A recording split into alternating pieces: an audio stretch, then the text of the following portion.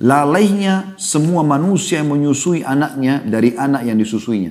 Pada hari itu nanti, kalau ada perempuan menyusui, dia akan lempar anaknya. Dia tidak mau lagi memegang anaknya, saking dahsyatnya keadaan pada saat itu. Dan kita tahu, mungkin ibu-ibu lebih tahu daripada kami tentunya, dan bagaimana kalau sedang menyusui anak dan anak lagi lapar. Mungkin walaupun akan diserang oleh musuh, ibu itu tidak akan mencabut anaknya. Karena sayangnya luar biasa. Tapi di hari kiamat, dia akan lepaskan ya, anak susuannya tersebut. Da qual Quran, da qual hadith, da qual tematica. Bismillahirrahmanirrahim.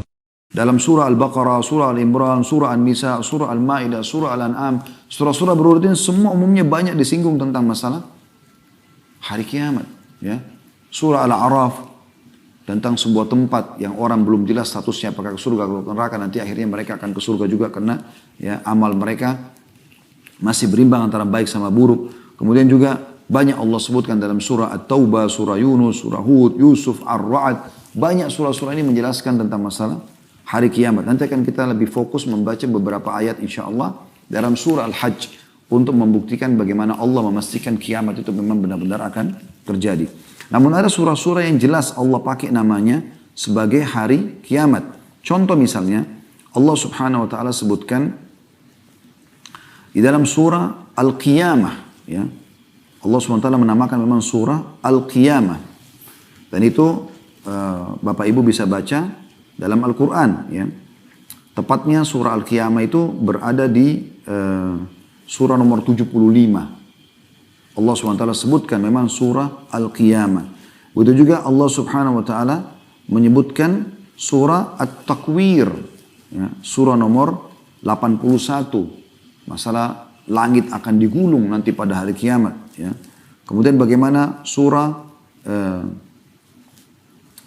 juga dijelaskan dalam surah Al-Ghashiyah. Surah nomor 88. Al-Ghashiyah itu hari pembalasan. Bagaimana juga Allah Subhanahu wa taala sebutkan dalam surah Al-Zalzalah. Surah nomor 99. Tentang guncangan yang sangat besar yang akan terjadi nanti pada hari kiamat nanti. Kemudian juga Allah sebutkan di surah nomor 101, surah Al-Qari'ah. Tentang hari kebangkitan, hari kiamat.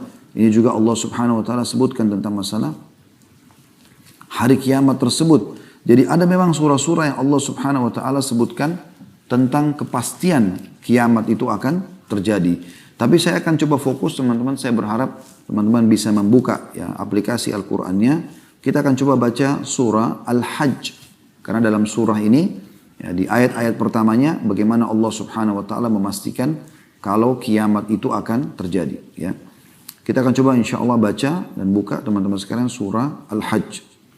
Saya akan bacakan, teman-teman bisa baca atau bisa ikutin paling tidak. Kita lihat bagaimana Allah Subhanahu wa taala menggambarkan tentang hari kiamat itu. A'udzu billahi minasyaitonir rajim. Ini surahnya, surah nomor 22, ada 78 ayat, tapi saya akan baca sekitar 8 atau 9 ayat pertama saja yang berhubungan dengan kiamat ini secara langsung.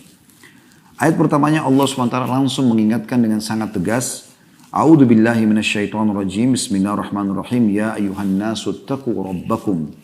Inna zalzalatas sa'ati syai'un 'azim. Hai sekalian manusia. Di sini kalau Allah panggil hai manusia, mau orang beriman atau orang kafir, semua diingatkan oleh Allah SWT. Beda kalau Allah mengatakan, ya ayyuhalladzina aman, hai orang beriman, khusus orang beriman yang dipanggil. Di sini Allah mengatakan, ya ayyuhan nas, hai sekalian manusia, semuanya harus menyadari masalah ini. Bertakwalah kepada Tuhanmu, makna bertakwa, patulah. Yang diperintahkan, kerjakan yang halal, nikmati, yang dilarang, tinggalkan. Sesungguhnya kegoncangan hari kiamat itu adalah suatu kejadian yang sangat besar. Dalam kurung dahsyat, sangat besar. Maknanya jangan tunggu itu terjadi, baru kamu menyesal. Sudah terlalu banyak bukti-bukti kalau kiamat bisa terjadi. Di antara bukti-bukti sekarang teman-teman, di hari-hari sekarang ini, bukankah banyak fenomena terjadi, fenomena alam. Di Indonesia sendiri terjadi, banjir, gempa, longsor. Artinya dalam seketika Allah Subhanahu wa taala kalau ingin hancurkan muka bumi dan terjadi kiamat, begitu mudahnya. Bagaimana kita mempungkiri tentang kiamat yang akan terjadi goncangan-goncangan dahsyat. Sementara Allah bisa lihatkan depan mata kita. Dan ulama mengatakan terjadinya fenomena alam seperti ini, itu Allah ingin tunjukkan kemahabesarannya kalau kiamat pasti akan terjadi. Ya. Lalu Allah ceritakan bagaimana keadaan pada saat terjadi kiamat itu di ayat 2-nya. Yawma tarawunaha tazhalu kullu murdi'atin amma arda'at wa tada'u kullu dhati hamlin hamlaha wa taran nasa sukara wa ma hum bisukara walakinna 'adzaballahi syadid. Ingatlah, makna ingat, pelajarilah. Pada hari ketika kamu melihat kegoncangan itu. Jadi pelajari sebelum kamu hadapi nanti, karena itu berat. Pelajari dengan cara seperti ini, contoh kita pelajari misalnya. Lalainya semua manusia yang menyusui anaknya dari anak yang disusuinya. Pada hari itu nanti, kalau ada perempuan menyusui, dia akan lempar anaknya. Dia tidak mau lagi memegang anaknya, saking dahsyatnya keadaan pada saat itu. Dan kita tahu, mungkin ibu-ibu lebih tahu daripada kami tentunya, dan bagaimana kalau sedang menyusui anak dan anak lagi lapar. Mungkin walaupun akan diserang oleh musuh, ibu itu tidak akan mencabut anaknya. Karena sayangnya luar biasa. Tapi di hari kiamat, dia akan lepaskan ya, anak susuannya tersebut.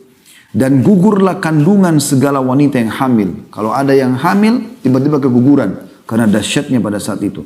Dan kamu lihat manusia dalam keadaan mabuk. Padahal sebenarnya mereka tidak mabuk. Akan tetapi semua itu sebabnya adalah azab Allah sangat keras. Depan mata mereka neraka dengan gemuruh suaranya yang sangat besar. Dan juga ya, mereka melihat bagaimana manusia dibangkitkan seluruhnya tanpa terkecuali. Dari awal Nabi Adam AS sampai manusia terakhir. Bahkan jin, hewan-hewan semuanya akan dibangkitkan oleh Allah subhanahu wa ta'ala. Ayat 3-nya kata Allah, "Wa minan nasi man yujadilu fillahi bighairi ilmi wa yattabi' kulla syaitanin marid." Dia sayangnya di antara manusia ada orang-orang yang membantah tentang Allah tanpa ilmu pengetahuan. Gak ada kiamat itu. Apa itu surga neraka? Membantah tanpa ilmu dan mengikuti setiap syaitan yang jahat yang membuat dia supaya mungkiri masalah kiamat itu. Ayat 4-nya, "Kutiba alaihi annahu man tawallahu fa annahu yudhilluhu wa yahdihi ila adzabis sa'ir." Dan telah ditetapkan terhadap syaitan tersebut yang membisikkan manusia agar jauh dari syariat Allah, agar lalai dengan akhirat. Bahwasanya ditetapkan syaitan itu, barang siapa yang berkawan dengan dia, mendengarkan bisikannya, maka dia akan menyesatkannya dan membawanya ke azab neraka. Lalu Allah terangkan dalam ayat yang panjang, ayat 5-nya, tentang masalah kepastian kiamat terjadi.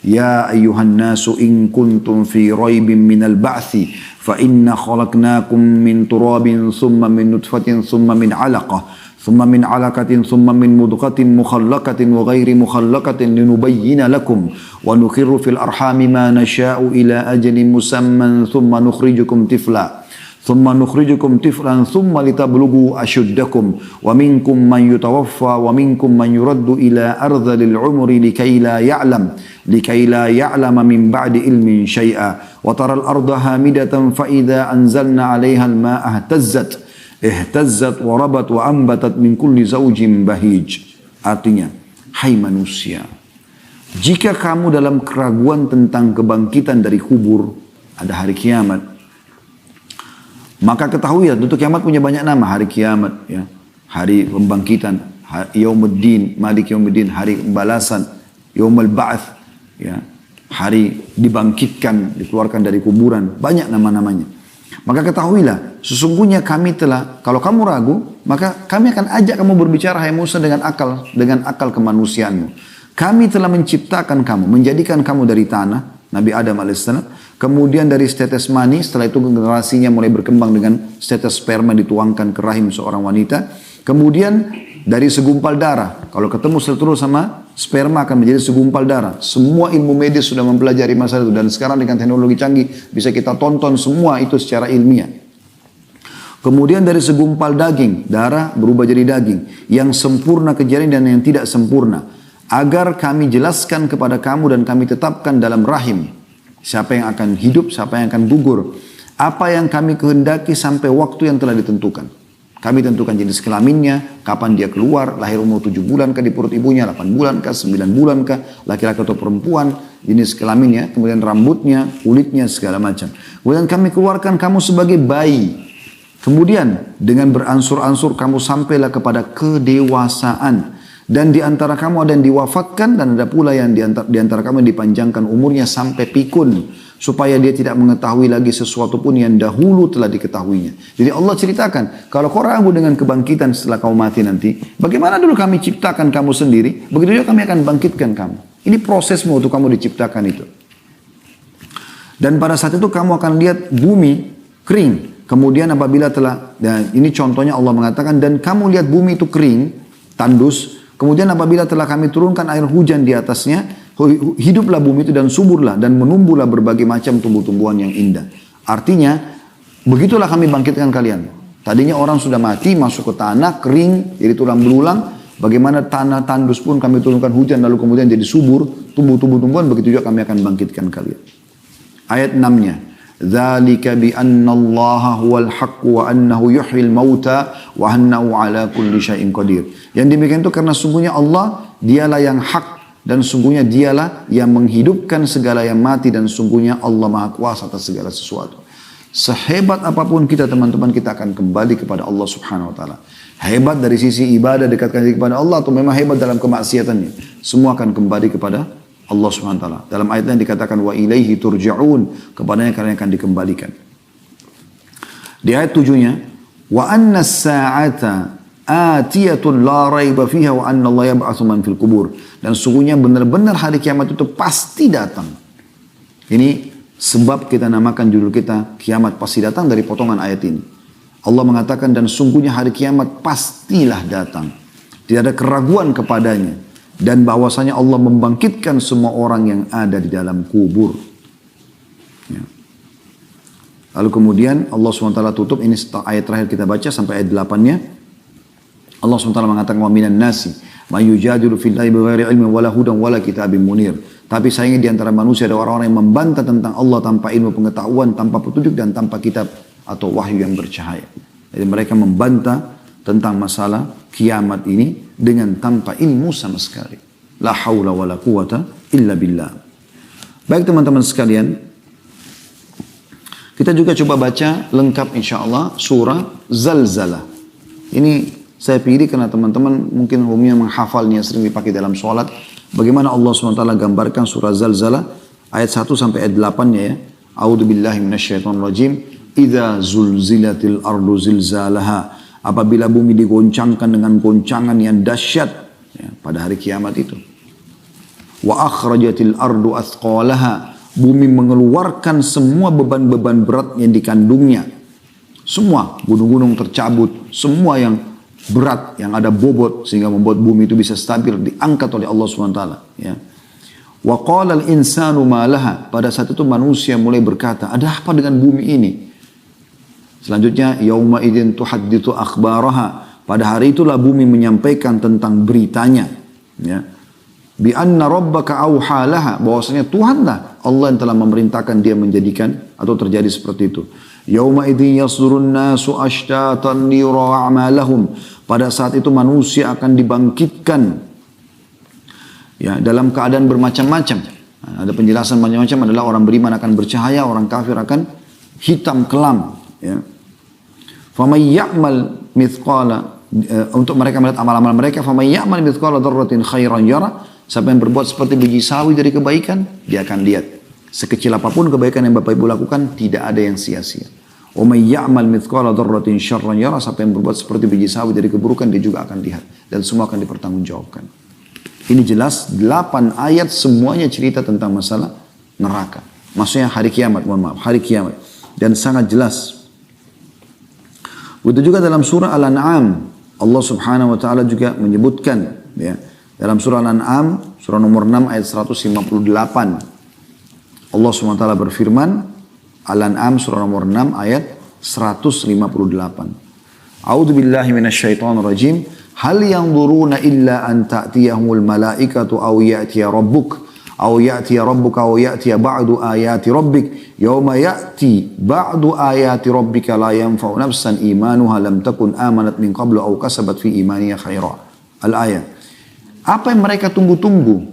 Orang-orang yang masih tidak mau taubat, tidak mau kembali kepada Allah, tidak mau beriman kepada Allah. Apa yang mereka tunggu-tunggu kata Allah? Tidak lain hanyalah kedatangan malaikat ya, kepada mereka untuk mencabut nyawa mereka. Menunggu kematian. Setelah lihat malaikat maut baru mereka mau sadar. Gitu ya.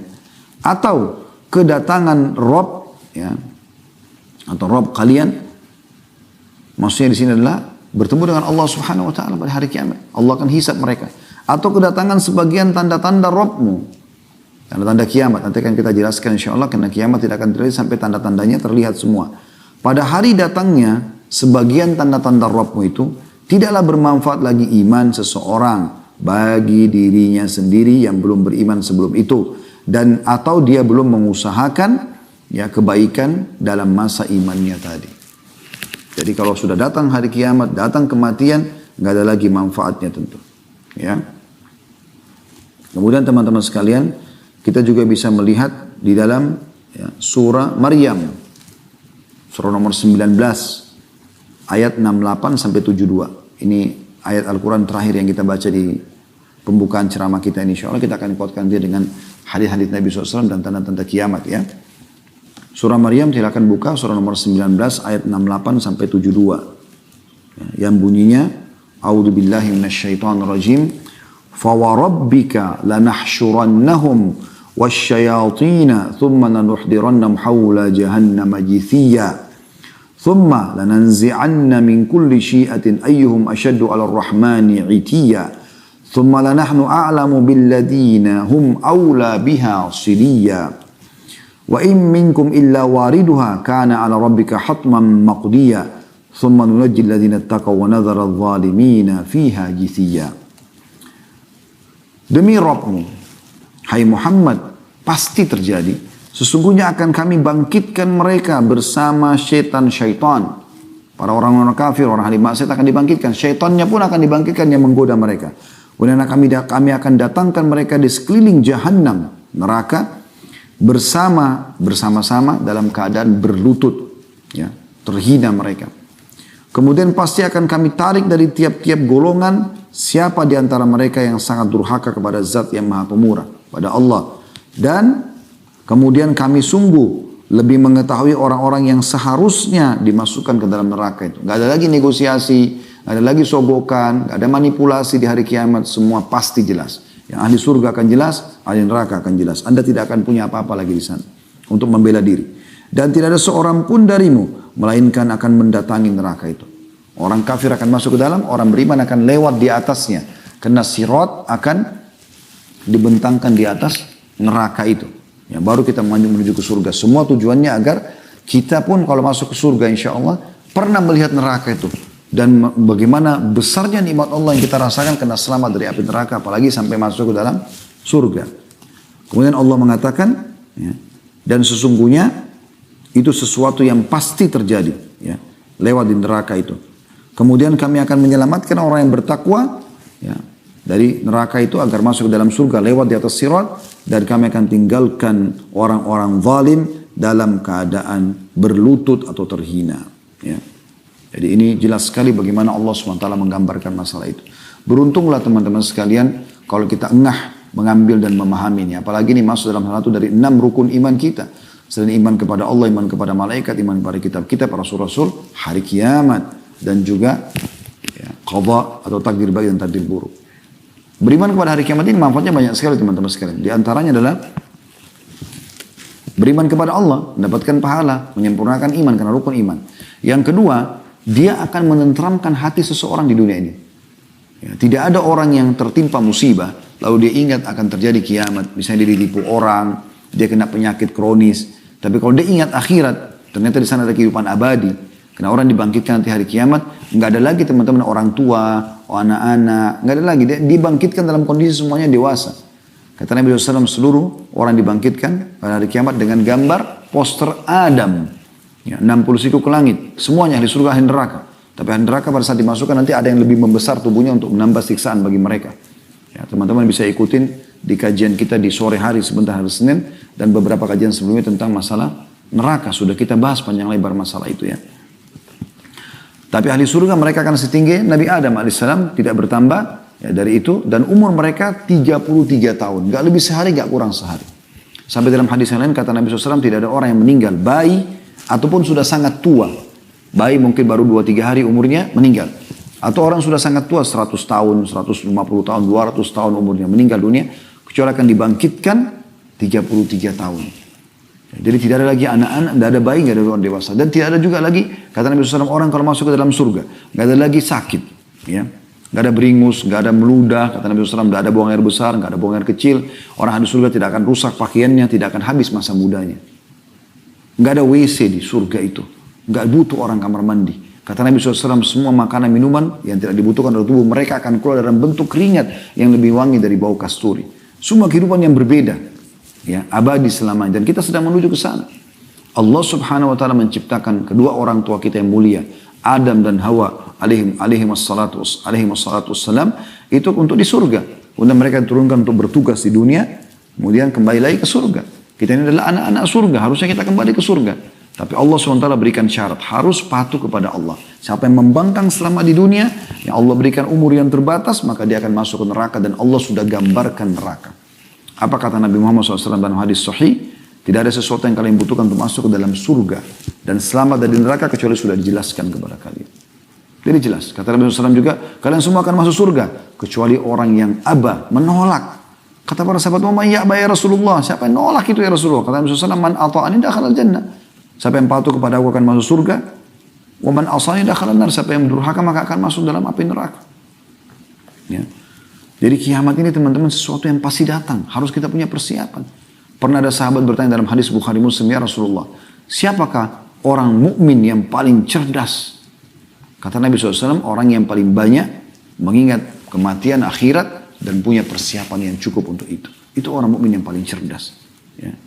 Jadi orang yang luar biasa adalah orang yang punya tahu itu.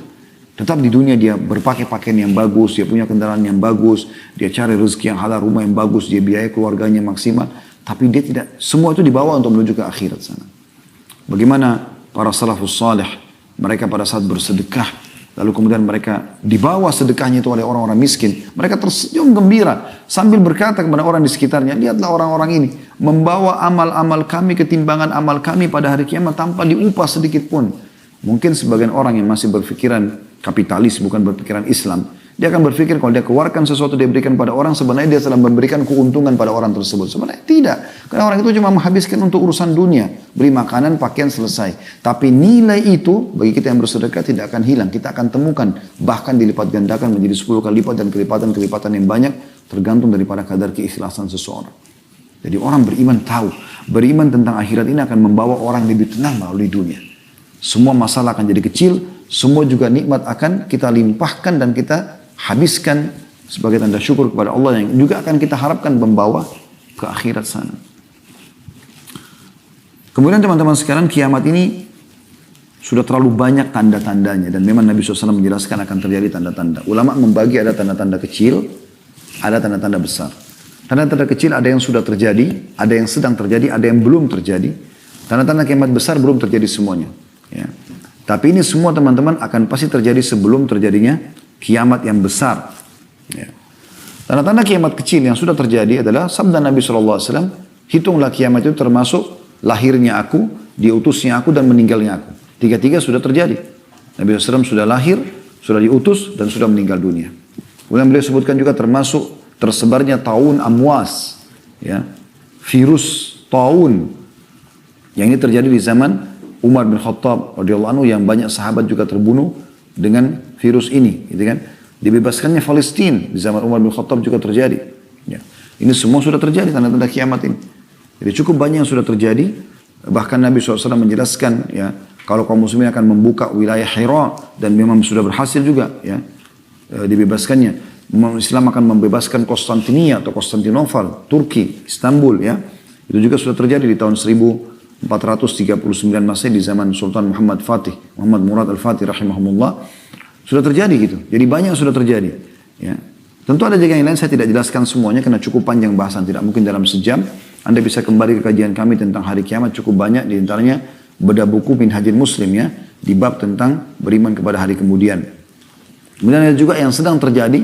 Seperti misalnya sabda Nabi SAW. Tidak akan terjadi kiamat sampai zina itu menyebar. Ya. Kemudian juga dalam riwayat lain dan juga khamar serta diganti namanya dengan nama yang lain. Bukankah Anda lihat sekarang dilegalkan? Ya, diskotik, bar, karaoke dengan lampu-lampu yang terang, mendapatkan izin, mereka bebas melakukan semua itu. Nah itu sudah dilegalkan. Zaman dulu tuh sangat aib besar kalau ada terjadi perzinahan. Orang mungkin menyembunyikan diri. Sekarang orang sudah benar terang-terangan. Bukankah film-film sudah banyak disebarluaskan di medsos? Semuanya orang bisa melihat aurat orang lain, bisa menonton zina dan segala macam, bahkan mendukung dan segala macam. Bahkan bisa investasi ikut-ikutan di situ. Itu kan sudah merajalela. Khamar digantikan namanya. Sekarang kan digabung khamr yang bersaudara sama zina, pasti dia paket biasanya. Setelah mabuk, zina. Atau zina dengan mabuk. Ini dua hal yang sulit dipisahkan, seperti kembar gitu ya. Dan dosa ini rata-rata ya, seperti bersaudara, memanggil satu sama yang lain. Rasulullah melakukan ini akan terjadi, ini akan terjadi, terus begitu. Tapi dua hal ini selalu ada. Anda lihat relevansinya, diskotik, ada khamr, ada wanita yang menawarkan jasa untuk zina. Karaoke, pasti ada wanitanya, gitu kan. Yang menawarkan begini. Tempat-tempat bar dan segala macam ini sama. Maka ini kayak satu paket teman-teman sekalian. Dan ini sudah disebutkan oleh Nabi SAW. Diubah sekarang menjadi julukan atau judul hiburan. Jadi bukan lagi dikatakan perzinahan. Hiburan. Sehingga akhirnya tidak masalah orang pakai jilbab pun untuk masuk di sana. Ya, laki-laki yang soleh pun masuk di sana dan segala macam hal. Allah musta'an. Ini termasuk tanda-tanda kiamat yang sudah nyata. Dan tanda hari kiamat juga kata Nabi SAW, ya, bahwasanya banyaknya laki-laki menyerupai perempuan, perempuan menyerupai laki-laki. Bukankah di zaman kita seperti itu? Bahkan di zaman kita ini, ya, semoga Allah selamatkan kita, di beberapa negara dilegalkan pernikahan sesama jenis. Di Indonesia pun pada mau ikut-ikutan. Ya, diangkat LGBT dan segala macam, diangkat itu sebuah kebebasan publik. Padahal melawan fitrah. Allah sudah hancurkan kaum Lut karena mereka homoseksual. Dan juga dalam masalah lesbian kata Nabi SAW, ya lesbian, praktek lesbian di antara wanita adalah zina di antara mereka. Tidak bisa. Ya. Kalau zina antara laki-laki sama perempuan dosa besar, ya itu hukumnya kalau belum nikah, kepergok, dicambuk 100 kali, diasingkan setahun. Kalau sudah nikah dirajam, dilempar sampai mati. Tapi kalau orang homoseksual, ini beda hukumannya. Kata Abdullah bin Umar atau Abdullah bin Abbas, kalau pelaku ini, sodomi atau homoseksual ini, kalau kepergok dan ketahuan, dia dicari tempat tertinggi di sebuah kota itu, lalu didorong dari atas, kemudian dilempar, dirajam dengan batu dari bawah. Sudah nikah atau belum nikah? Kalau zina, rajamin nanti kalau sudah nikah. Tapi ini tidak. Karena beratnya hukuman terhadap hal-hal tersebut. Tapi subhanallah, sekarang sudah dianggap seperti yang biasa. Bahkan sudah biasa orang, dianggap biasa sekali orang itu pacaran, pinggir jalan, pegang-pegangan, bukan halal suami istri, ciuman. Bahkan mereka berzina. Ya, di tempat-tempat umum, di kebun-kebun dan segala macam. Dan yang lebih parah kadang-kadang melakukannya di kuburan. Tempat yang harus dijadikan sebagai ibrah. Peringatan kata Nabi SAW, ziarahilah kubur karena mengingatkan hari akhirat. Mereka malah melakukan kemaksiatan di tempat-tempat haram seperti ini. Atau tempat-tempat yang harusnya dimuliakan, maka mereka lakukan perbuatan haram di situ. Ini semua termasuk tanda-tanda kiamat. Ya. Dan ada beberapa yang lain tentunya. Juga ada tanda-tanda kiamat yang kecil yang belum terlihat. Seperti kata Nabi SAW, tidak akan terjadi kiamat sampai kalian melihat dari sungai Furat keluar gunung emas, walaupun sudah ada tanda-tanda yang terlihat di sebagian informasi yang ada di zaman kita sekarang. Juga termasuk yang belum terjadi adalah kembalinya Jazirah Arab, ya, dengan sungai-sungai, kebun-kebun. Ya. Sekarang kan yang kita tahu Jazirah Arab, termasuk Saudi terutama sekarang adalah banyak padang pasir. Tapi subhanallah dalam 10 tahun terakhir ini itu selalu turun salju. Di hari-hari sekarang ini kita baru 2 hari yang lalu saya temukan lagi cuplikannya bagaimana, dan itu tidak asing di medsos. Di Tabuk selalu turun salju yang sebelumnya mungkin tidak seperti itu, dan sampai dijadikan sebagai bahan khutbah Jumat oleh para imam-imam haram bagaimana memperingatkan masalah ini. Kalau salju itu pada saat dia cair dia akan membawa air yang sangat banyak dan itu bisa membuat subur, dan beberapa titik di Jazirah Arab sudah mulai kelihatan hijau. Dalam subhanallah 2-3 hari saja hujan, maka kita lihat padang pasir itu berubah menjadi hijau. Saya saksikan sendiri beberapa kali seperti itu ya. Maka ini termasuk tanda-tanda kiamat yang sudah nyata sebenarnya. Termasuk ada malhamah kubra atau peperangan terjadi antara umat Islam dengan Bani Asfar, ya, orang-orang non-Muslim. Ya, dan pada saat itulah terakhir tanda-tanda hari kiamat karena di penutupan hadis tanda-tanda kiamat kecil maksudnya. Kata Nabi SAW pada saat muslimin sudah sampai ke Rum. Rum ini Allahu alam di mana posisinya, tapi kata Nabi SAW pasukan muslim akan sampai ke Rum. Dan pada saat itu iblis akan berubah menjadi manusia lalu mengatakan kepada kaum muslimin kalau Dajjal telah keluar di tengah-tengah kalian. Maka pada saat itu umat Islam umumnya sudah tahu itu tanda-tanda kiamat besar. Kalau Dajjal keluar, mereka pun bubar, mereka kembali kepada atau ke kota-kota dan negara mereka masing-masing. Pada saat mereka kembali ternyata mereka baru sadar itu berita bohong, dan di saat itulah betul Dajjal akan keluar kata Nabi SAW. Maka keluarlah tanda-tanda kiamat besar. Dan tanda-tanda kiamat besar ini dikumpulkan oleh atau dikumpulkan dalam sebuah hadis yang sahih, ada 10 hadis riwayat Imam Ahmad. Kata Nabi SAW, Inna sa'ata la takunu hatta takuna 10 ayat. Sebenarnya kiamat yang besar sekali, ya, Ditutupnya sangkakala, kemudian hancurnya semua planet-planet bertabrakan, semua akan hilang ya. Dan tersisa hanya Allah subhanahu wa ta'ala dan yang Allah inginkan dari surga dan penghuninya, dari bidadari, bidadara, pelayan semua itu, mereka tuntut yang Allah inginkan itu semua mungkin ya. Karena Allah mengatakan dalam ayat, nanti akan kita bacakan ayatnya, pada saat ditutup sangkakala, maka semua yang di langit dan di bumi akan meninggal, hancur, kecuali yang Allah inginkan. 10 tanda-tanda itu disebutkan, yang pertama adalah khasfun bil masyriq, wa khasfun bil maghrib, wa khasfun bi jaziratil Arab. Tentu di sini sebagian ulama mengatakan dalam hadis ini bukan urutannya ya, tapi disebutkan secara acak oleh Nabi SAW. Urutannya sebagian ulama mendahulukan Dajjal. Di sini disebutkan Dajjal yang ketiga. Di sini terjadi adalah 3 tanda kiamat sekaligus, terjadinya longsor besar di daerah timur bumi ini atau timur Jazirah Arab. Timurnya berarti Asia kita ya. Dari Irak, Iran, Rusia, Afghanistan sampai ke bawah Indonesia ini, itu dikenal dengan timur Jazirah Arab. Kemudian akan terjadi longsor di barat Jazirah Arab, Afrika, benua yang besar. Kemudian juga akan terjadi longsor besar di Jazirah Arab. Ini 3. Longsor ini kata sebagian ulama sudah tidak bisa lagi ditutup karena besarnya. Kemudian yang keempat disebutkan dalam hadis ini, tapi sekali lagi bukan urutannya ya. Nah, karena dijelaskan oleh para ulama ada urutan sendiri. Kemudian dukhan, keluarnya kabut yang sangat besar. Ya, kabut yang sangat besar yang menutupi mayoritas bumi ini. Kemudian disebutkan yang kelima adalah Dajjal, keluarnya Dajjal. Nah, akan kita jelaskan insyaAllah satu persatu poin ini biidnillahi ta'ala, mudah-mudahan ada waktu ya. Kemudian yang keenam adalah Dabbatul Ard, keluarnya hewan melata di muka bumi. Hewan tapi bisa bicara dengan bahasa manusia. Nanti juga akan kita jelaskan insyaAllah. Kemudian yang ketujuh adalah Ya'juj dan Ma'juj, keluarnya Ya'juj dan Ma'juj ya. Ini adalah 2 suku dari anak Adam yang diceritakan dalam surah Al-Kahfi, dan Anda dianjurkan baca setiap malam Jumat atau hari Jumat surah Al-Kahfi dan mengenang kisah mereka.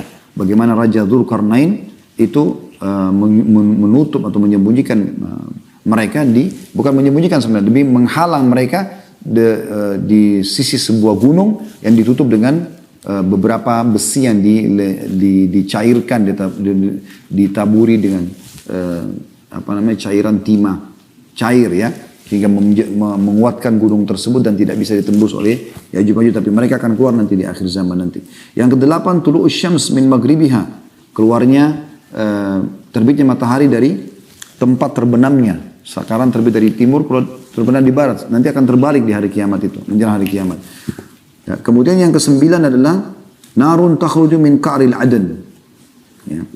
Tamurrun nasu wa tazulu tarhalun nas, sampai situ ya. Artinya api yang akan keluar dari pusat kota Aden. Kota Aden ada di Yaman, yang akan menggiring manusia. Dan yang ke-10 antara adalah nuzul Isa ibnu Maryam. Ya, keluarnya atau turunnya Nabi Isa alaihissalam dari langit nanti akan memimpin di muka bumi.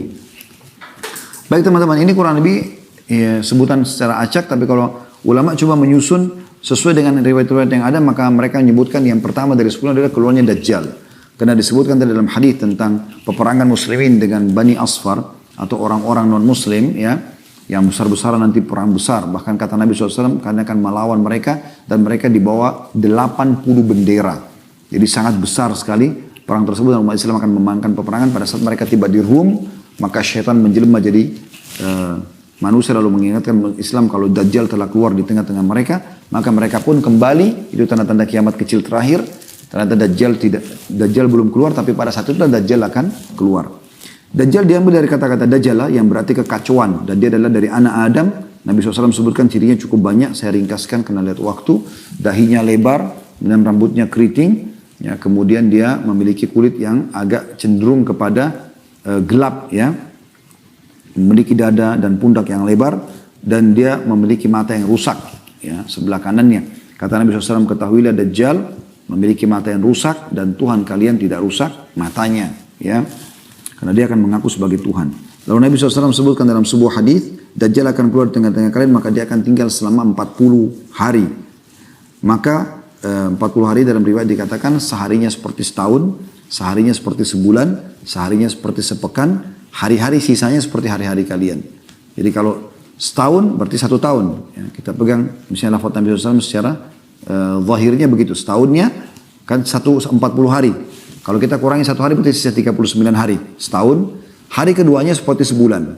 Itu sudah setahun sebulan. Hari ketiganya seperti sepekan. Berarti setahun sebulan sepekan. Kalau dikurangi 3 hari dari 40 hari sisa 37 hari. Ini sebulan sepekan tepatnya. Ya, 37 hari. Berarti setahun, 2 bulan, 2 pekan dia akan membuat kerusakan di muka bumi. Lalu kata Nabi SAW, tidak ada tempat pun di muka bumi kecuali dia akan lalui. Dan orang-orang yang dilewatin wilayahnya, ya, yang beriman padanya maka wilayahnya akan subur, mengaku dia sebagai Tuhan. Yang tidak mengaku dia sebagai Tuhan maka akan ya, sulit, peceklik, akan susah hidup mereka. Ya. Dajjal terus saja mengelilingi muka bumi kecuali Mekah dan Madinah. Dia tidak bisa masuk. Kata Nabi SAW, dia akan tiba di Madinah dan dia akan mengajak pengikutnya naik ke atas sebuah gunung. Lalu dia menunjuk ke arah masjid Nabi SAW sekarang sambil mengatakan, apakah kalian lihat istana putih itu? Dan subhanallah di hari-hari kita sekarang Masjid Nabawi seperti istana putih. Kata Nabi SAW, kata Dajjal, dia mengatakan, apakah kalian lihat istana putih itu? Kata mereka iya. Kata Dajjal, itulah istana Muhammad yang aku tidak diizinkan untuk masuk ke dalamnya. Maka Dajjal tidak bisa masuk di Madinah. Dan ini kisah cukup panjang. Intinya dia menyentakkan kakinya di sekitar kota Madinah. Lalu terjadi gempa. Keluarlah semua orang munafik dari kota Madinah menjadi pengikutnya. Sampai nanti akhirnya setelah selesai semua tertinggal orang beriman. Keluar seorang anak muda dari Madinah. Lalu Dajjal menangkapnya. Sambil mengatakan, aku adalah Tuhanmu. Maka anak muda itu mengatakan, kau adalah Dajjal. Karena Nabi SAW mengatakan semua orang mukmin akan bisa membaca di dahinya tertulis kafara atau kufur. Dan tahu kalau ini adalah Dajjal. Maka Nabi itu mengatakan, kau adalah Dajjal yang Nabi SAW sudah sampaikan kepada kami. Maka Dajjal mengambil gergaji, kata Nabi SAW, lalu meletakkan di tengah-tengah kepalanya, lalu membelah 2 badan orang itu sampai kemaluannya. Kemudian ya, dia melewati tengah-tengahnya sambil mengatakan, hiduplah. Maka bergabung kembali badan anak muda tersebut. Semua pengikutnya bersorak-sorak. Lalu kata Nabi SAW, dia bertanya lagi, apakah kau sudah akui aku sebagai Tuhanmu? Dia tanya anak muda itu. Anak muda itu mengatakan, aku tidak bertambah kecuali keimanan kalau kau adalah Dajjal. Maka setelah itu kata Nabi SAW, Dajjal coba membunuhnya, tidak mampu atau tidak bisa lagi membunuhnya. Tapi ada beberapa wilayah yang dia lewatin dan dia berhasil. Dia berhasil. Di antaranya adalah, ya, dia lewat dalam satu riwayat sahih dikatakan dia lewatin sebuah wilayah lalu dia datangi pemimpin wilayah tersebut. Entah presiden, raja, kepala suku, intinya wilayah itu dilewatin. Lalu dia mengatakan kepada pemimpin wilayah itu, saya adalah Tuhanmu. Orang itu mengatakan, kau manusia biasa seperti saya, dari mana buktinya? Dia mengatakan, bagaimana kalau saya hidupkan kedua orang tuamu? Kata pemimpin wilayah itu, oke. Kalau kau hidupkan maka saya akui kau sebagai Tuhan. Maka setelah itu pun ya Dajjal mengatakan tunjukkan di mana kuburannya. Begitu ditunjukkan lalu Dajjal mengatakan keluarlah. Lalu keluarlah kedua orang tuanya pemimpin wilayah tersebut, ibu dan ayahnya. Kemudian berkata kepada anaknya, ya, berimanlah kepadanya karena dia adalah Tuhanmu. Nah setelah itu pemimpin wilayah itu pun beriman pada Dajjal, mengakui Dajjal sebagai Tuhan. Lalu semua wilayah mengikuti pengiman kepada Dajjal. Tapi di sini teman-teman pentingnya, untuk membaca sebuah hadis Anda harus baca sampai tuntas, jangan tidak tuntas. Karena dalam closing hadis, penutupan hadis kata Nabi SAW, dan ketahuilah sesungguhnya, ya, kedua orang tua orang itu, pemimpin itu adalah syaitan yang menjelma untuk menipu manusia. Jadi tidak benar bahwasanya dua-dua itu dikeluarkan oleh Dajjal, tapi ini dukungan terhadap Dajjal dari syaitan. Wa na'udzubillah.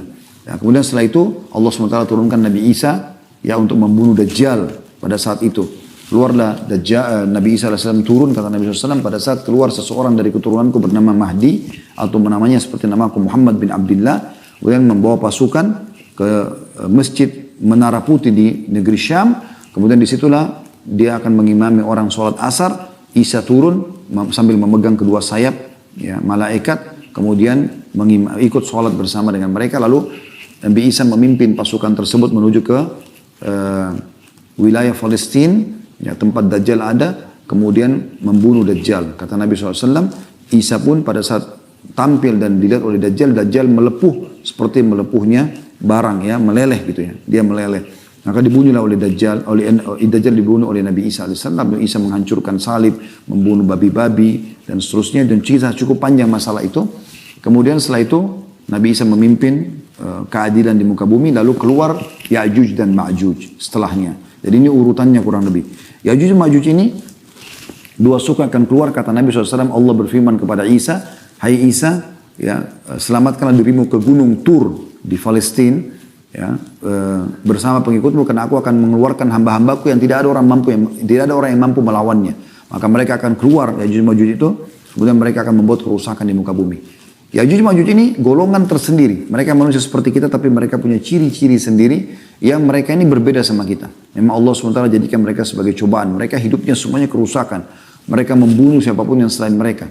Dan ciri salah seorang antara mereka akan meninggal dunia kalau memiliki 1000 anak. Baru dia tahu dirinya akan meninggal dunia. Saya pernah tanyakan kepada dosen kami waktu pada saat mempelajari masalah tanda-tanda kiamat ini. Apakah ada di antara manusia kayak seperti kita ini yang bergabung sama pasukan mereka? Maka beliau mengatakan tidak ada. Jadi itu dari mereka sendiri. Dan mereka Allah izinkan untuk menyebar kerusakan di muka bumi. Mereka makan segala macam hal. Dan mereka saking besarnya fitnahnya melempar anak panah mereka ke langit dan jatuh anak panah tersebut dengan ada darahnya. Allah menguji mereka. Maka mereka mengatakan qatalna man fil ardi wa qatalna man fis sama. Kami telah membunuh semua yang di bumi dan kami telah membunuh yang di langit. Setelah itu Allah SWT mematikan mereka dengan satu kali. Sekalian semua mati.